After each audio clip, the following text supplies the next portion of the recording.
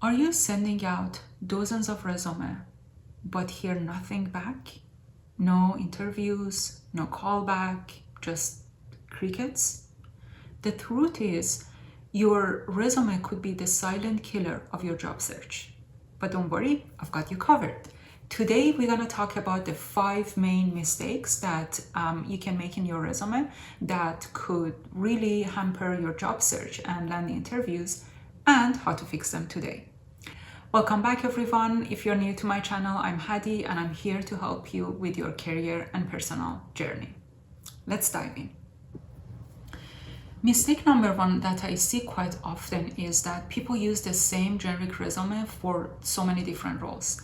And this is such a fatal mistake. It screams laziness to the recruiters.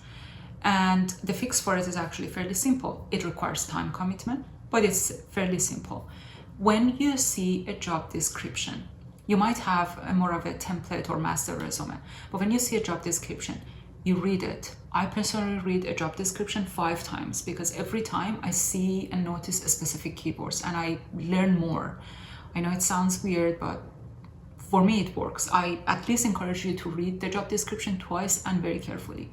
Then pick up the keywords from the job description. Make sure you address it in your resume with the relevant specific experiences related to those keywords. So a good example would be you might have marketing experience in social media, and you know that you have the transferable skill set to be successful in both a marketing coordinator role and a social media manager.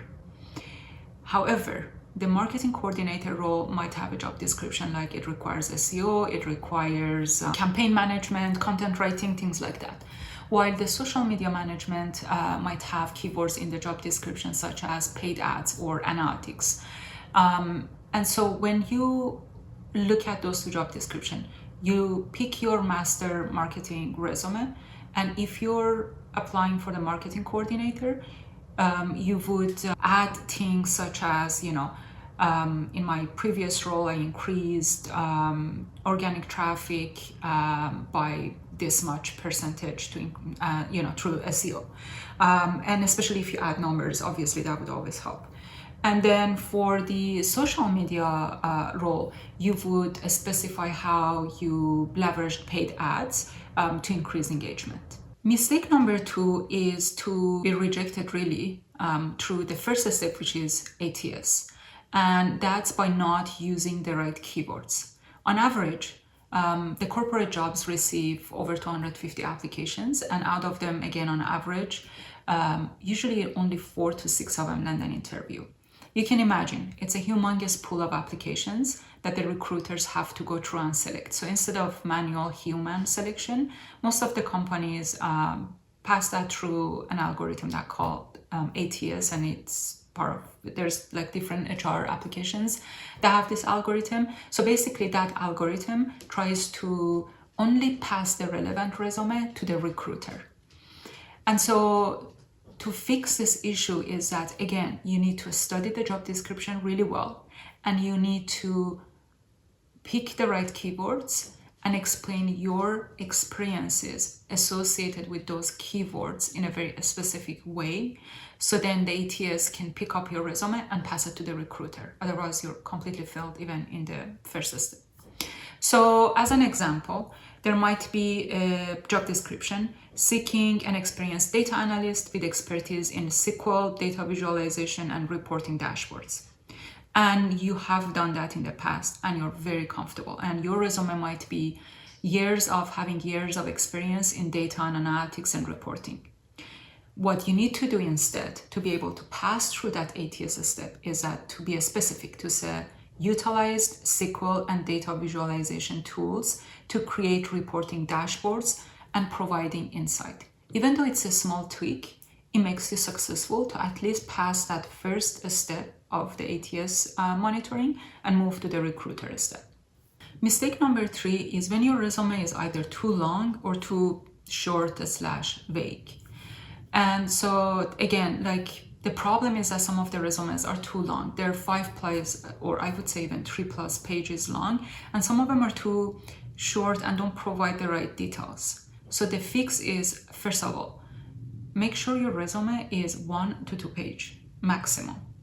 It's very highly unlikely, and it's only for certain roles that you might need longer reviews. I'm thinking like academic resumes usually have their research attached at the end of the resume.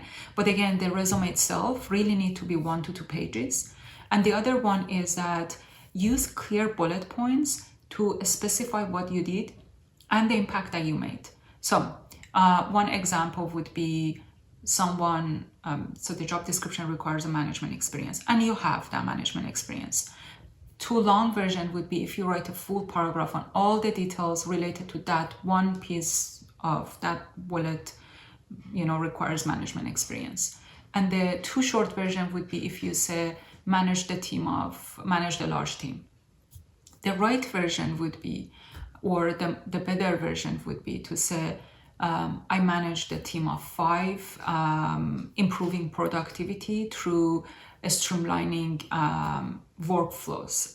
Again, like it could be 2 sentences. It doesn't have to be just 1 sentence. It needs to be in a bullet point, or I highly recommend it, unless if you're really good at writing something that it's very attractive and attention grabbing. Otherwise, just do bullet point. People can easily go through it and identify if your skill set is relevant. What also makes this really nice is that you don't just explain that you have the experience, you also explain that what's the impact that you did, especially for the organization. You improved productivity, you streamlined workflows. And usually these things are what managers pay attention, and hopefully it makes your resume to pass to the next step and you land an interview.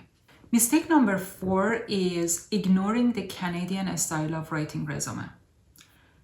You might be using the resume format that's not aligned with the Canadian way of writing resume. As an example, you might be adding your photo, your age, your gender, your marital status in your resume, and these are all big no-nos.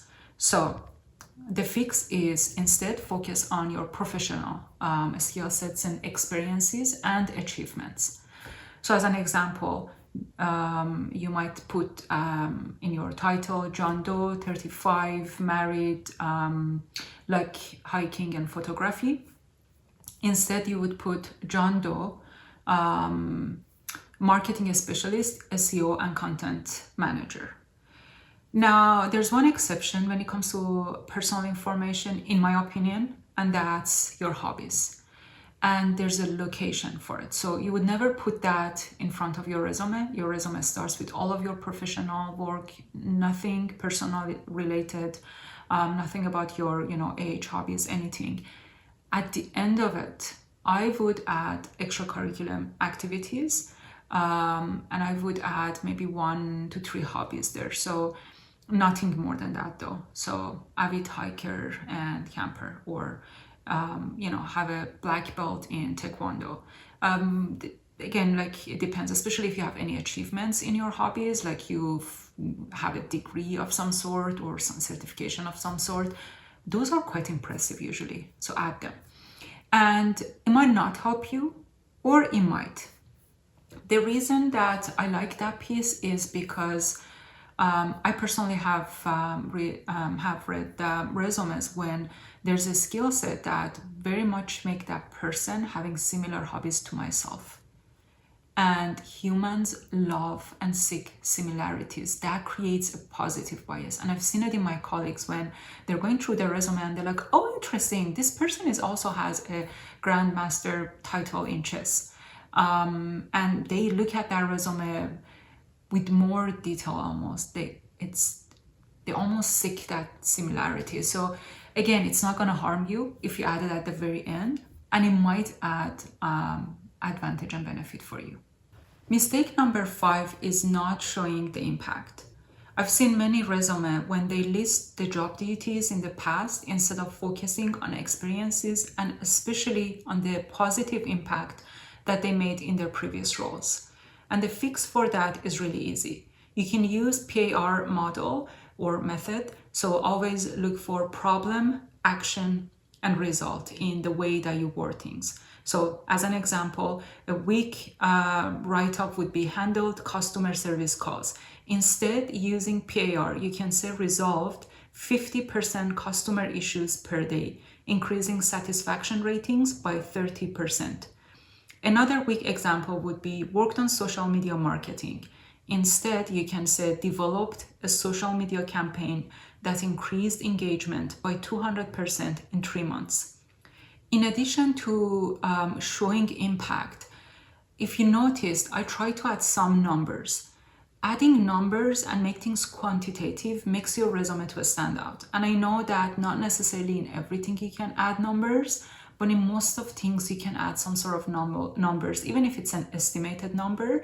And but it really helps your resume to stand out, because managers usually love to see numbers, and it just shows how your brain works and that you're result driven, and it just adds that also nice polish to your resume. Now that you know the 5 biggest mistakes in your resume that could really create obstacles for you to move to that interview stage, you need to fix them today. Here's my suggestion. Pick your resume, look for those 5 mistakes, and see if you're making any of them. And if so, fix them today. The other one is to look at the job description, the latest job description that you want to apply, and make sure that you understand and pick the keywords, because you want your resume to be ATS friendly. That's the first step. Your resume has to pass that ATS step. Otherwise, none of the humans gonna even see your resume. And the last one is, as always, keep your resume concise, clear, and show impact and show experience and achievements, rather than listing just your past job duties. And now here's a pro tip.